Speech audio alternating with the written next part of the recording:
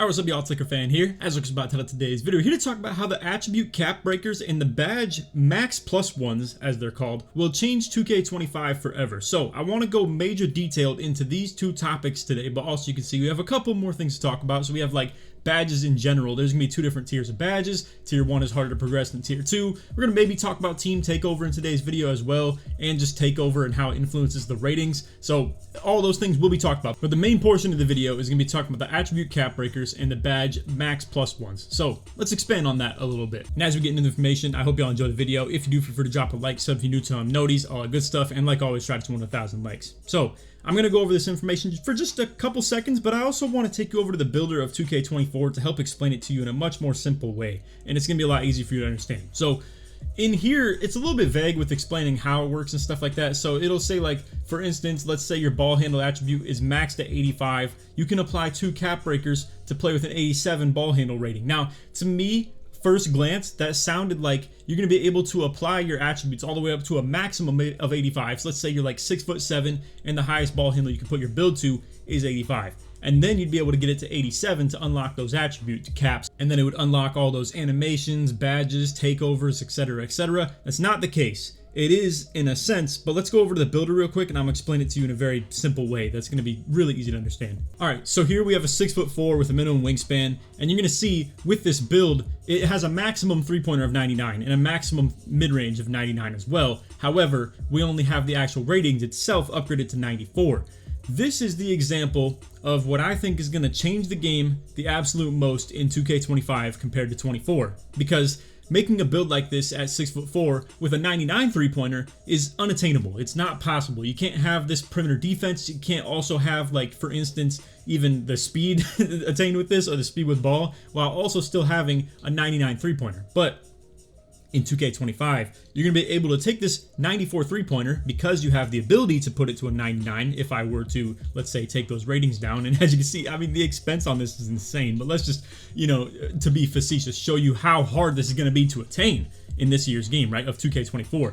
To go from 95 three-pointer to 99 is extremely expensive. As a matter of fact, we're even talking 94 three-pointer to 99. And then take a look at how expensive, we all know this, but take a look at how expensive it is to go from 94 three-pointer to 99 three-pointer. It's going to be from 91 overall to a 98. And again, that 98 to 99 threshold right there is 4 attribute points, like, of your entire overall. Now, what I'm trying to explain to you guys in a very simple way, like I said, I believe this is pretty easy to understand, but some people might not really pick up the whole drift on this. If you made this build, let's go ahead and, like, re-explain this. If you made this build at 6'4" with a 6'8" wingspan and its maximum three-pointer was 94, you're not going to be able to get that three-pointer to 99. However, because you make it with a 6'4" wingspan and then allow the build to actually have 99 three-pointer, you're going to be able to create your build with 94, but then use those attribute cap breakers to get up to a 99. And where I think that's going to be super broken is for budgeting purposes like this. So they've told us that we're going to get a maximum of 15 of them throughout the whole season. It's not even season based. This one is going to be rep based. So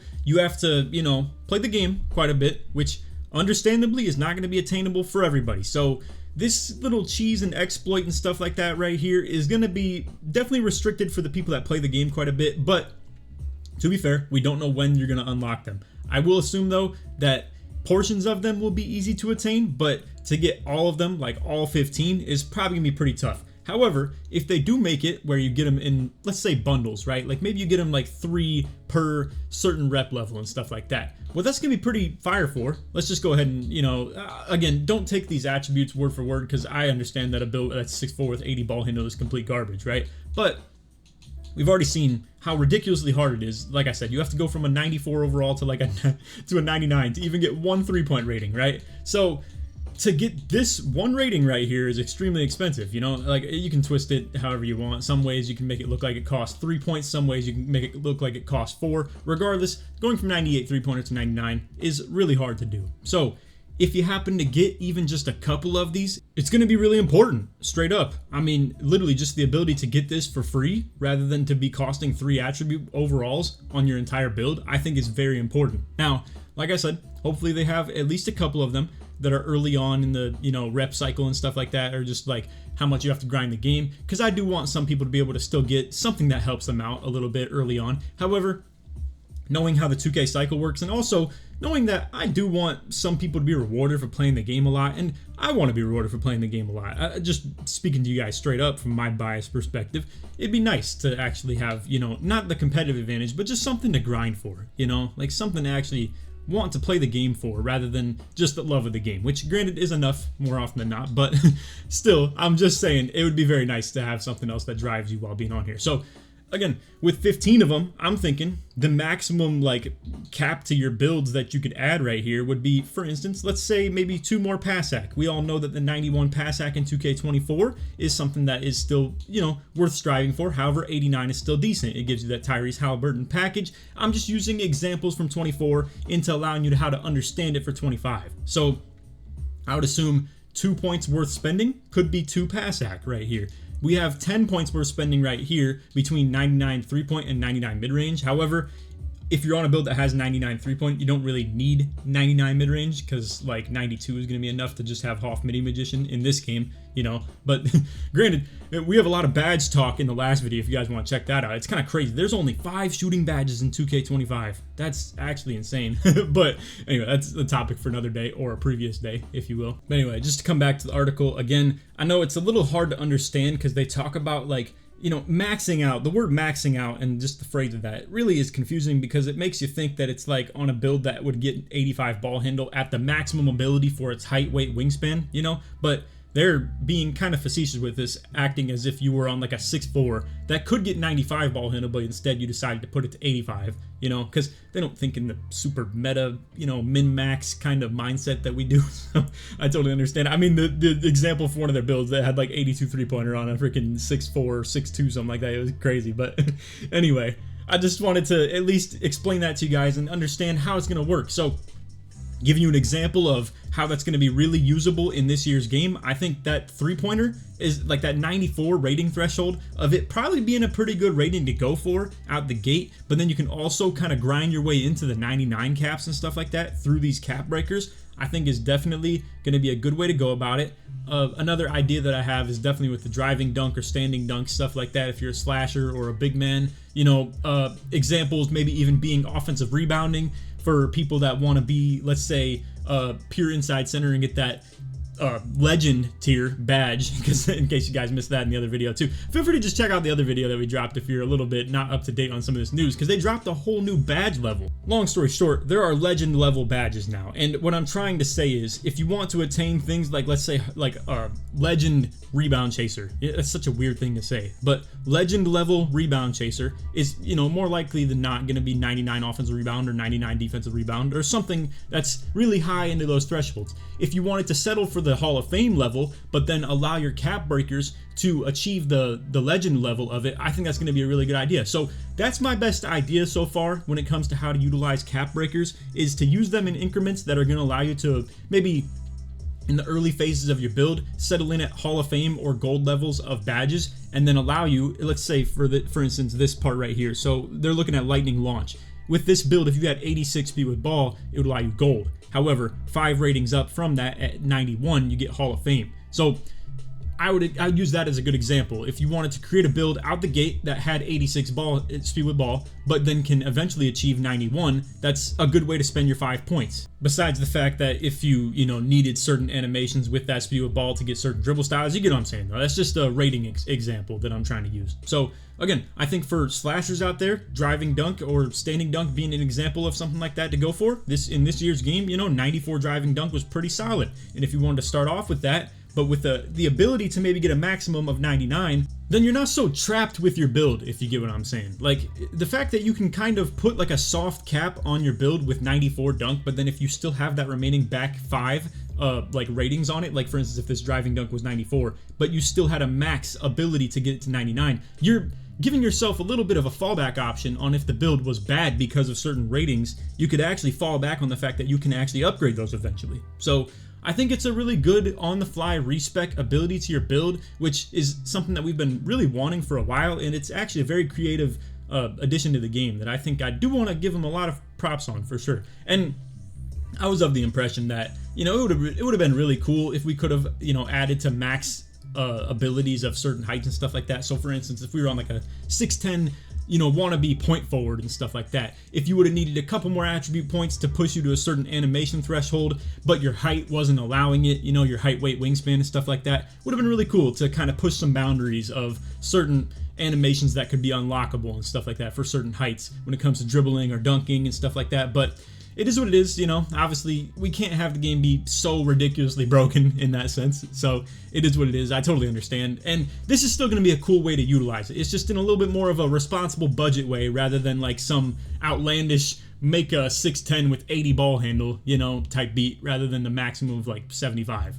So that's how that's gonna work. All right, so let's now move on to the badge perks real quick. I want to give a way more in-depth talk on this right here. So this isn't as ridiculous as I thought it was gonna be yesterday, because when I was kind of skimming over it yesterday, I was under the impression that we were getting one of these every season. It says right here at the end of the paragraph in this last sentence right here that at the end of the season, your badges equipped with max +1 will revert to their original level. So here's the thing.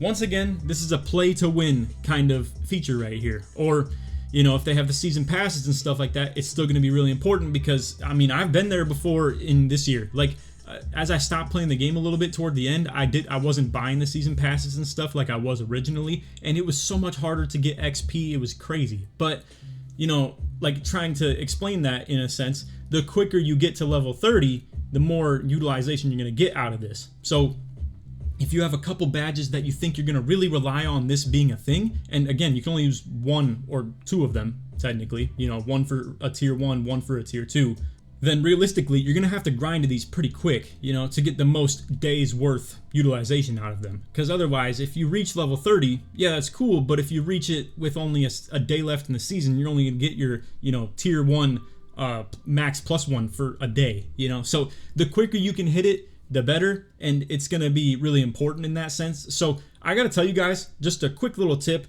that you can maybe take into next year. When it comes to buying VC, the season pass was a very good return on investment. If you plan to hit the maximum level, you get more VC out of it than you even would just for buying that amount of VC. Like for instance, let's say the season pass costs $15, right? If you buy $15 worth of VC, you get exactly that much out of the season pass anyway, like through the VC, and then you get like additionally on top of that like boosts, Gatorade, stuff like that. I'm not trying to be a shill for 2K. I'm just telling y'all that was 100% the best way I could spend VC last year was buying the season passes, because it not only gives you a way easier time getting those levels on the XP and stuff like that, but then on top of that, you make your VC back on the amount of money you spent regardless for the season pass as you would just spending for the VC. So I'm telling you guys, it's actually a really good way to spend your VC if you're going to be doing any money spending at all, and I would definitely recommend that. Be smart with it. Don't like overspend, and when you are buying VC, make sure it actually lines up with the seasons and stuff like that, because this will be actually competitively viable compared to last year. Last year, those floor setters were so useless, really. Realistically speaking, all it was good for was just getting you badges quickly on new builds. Wasn't really important. In this case, these are actually going to be important.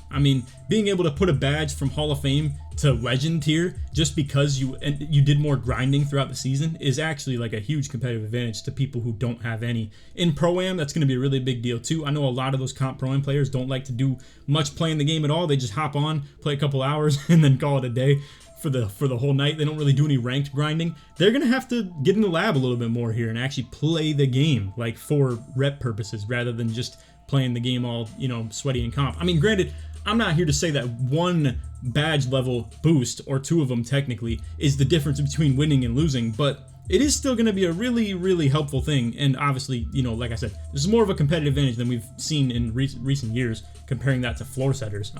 That was like nothing realistically. Alright, so I don't want to recite a lot of the things that we already talked about in the last video, because obviously we just put it out a little bit more than a day ago, and I don't want to just keep on saying the exact same words over and over again and be pointless for the videos, obviously. So I just want to quickly tell you guys about how we're here talking about the attribute caps and the max +1s and stuff like that. Let's talk about how you can actually still influence your attribute ratings, and I'm definitely intrigued by this topic right here. So they didn't show us everything to do with all the takeovers, and like I said, I already talked about this in yesterday's video, but you can see right here, you're getting a maximum of +7 attribute points when you reach that level 5 in your takeover. Now, obviously, with these +1, +2, +3, +4, +6, +7s, all these, they're not really gonna allow you to get new animations or new badge levels or anything like that, but obviously it's still gonna influence your attribute ratings. And some of those definitely still have some impact on the game. Like ball handle, there's certain thresholds that just give you better animations, and and when I say animations, I don't mean the actual equipable animations. I mean like when you do a dribble move, there are certain ones that require you to have a certain attribute rating to be able to do it quicker than if you had a lower rating than that requirement. So my best example with what I'm talking about is pretty much like Kitchen, if you guys are familiar with him, had a build that was 6'11", and it was a stretch playmaker. It only had like 70 ball handle or something like that. But when he got takeover, he was then able to start performing a lot more different dribble moves, and nothing changed with his animations or anything like that, but obviously his ratings were going up. All right, so I was kind of doing some yapping. I just want to do a little bit of tracing my steps back to where I actually want to make some sense here. So as far as what takeovers are going to do for you with your attribute rating boosts, as you can see with barbecue chicken, you're getting like attribute boosts to strength, post control, close shot, stuff like that. I'm sure things like, let's say, I'm going to use these rebounding takeovers as examples. So we have like break igniter and board beast. Sorry, you know, force of habit, box out beast. But with board beast and break igniter, I'm sure they're both rebounding takeovers technically, but break igniter probably gives you things like pass accuracy or even still rebounding boost. Whereas board beast, I'm sure, is just tied all the way into rebounding. So like strength, O board, D board, stuff like that, right? So on top of that, you should also know that these levels of the takeovers are restricted based on kind of achievement-based things. So as you can see, it says unlock level 4 by achieving level 3 takeover in 10 games. Progress 0 out of 10. So you're going to have to actually achieve your takeover getting to this point, and I'm sure it's not going to be hard for most of us who actually play the game or anything like that, but just a little speed bump that you're going to have to get over early on in the year, just to let you know what you're going to have to do. And then also, let's see, let me see if I can snipe this. Okay, so it's not showing how to unlock level 5 or anything like that, or how to unlock the actual takeover ability, but I'm assuming that we're going to have to do that as well. So don't expect that you're getting all this stuff straight out the gate or anything like that, but it does appear that just for even reaching level 1, you're going to get +2s to your ratings that these things are tied to. So again, just know, I think a lot of these are going to be tied to a lot of different rating combos, and I made a reference to this. I don't know if you guys really get this. I was talking about this on Twitter, how it kind of reminds me of like college football 25 with recruiting. So like you can pitch certain things to prospects. Try and stay with me here if you don't know what I'm talking about. I'm gonna try and explain you guys through it with some references and analogies. But you can try and pitch recruits certain things that they really like. So like there's a lot of different combos that give certain different things you can pitch to them, but you can't individually pick all 3 of them. AKA, I can't just pick that I want driving dunk, standing dunk, and driving layup as the 3 things that I want. I'm gonna have to find one that suits my liking in that sense. And if I can't find exactly those 3, I'm gonna have to pivot and adapt a little bit in terms of, let's say maybe I see 2 of them that I want, and the 3rd one is something that's a little bit more alternative, but not the biggest deal. I don't hate it or anything like that. So that's what I'm trying to say.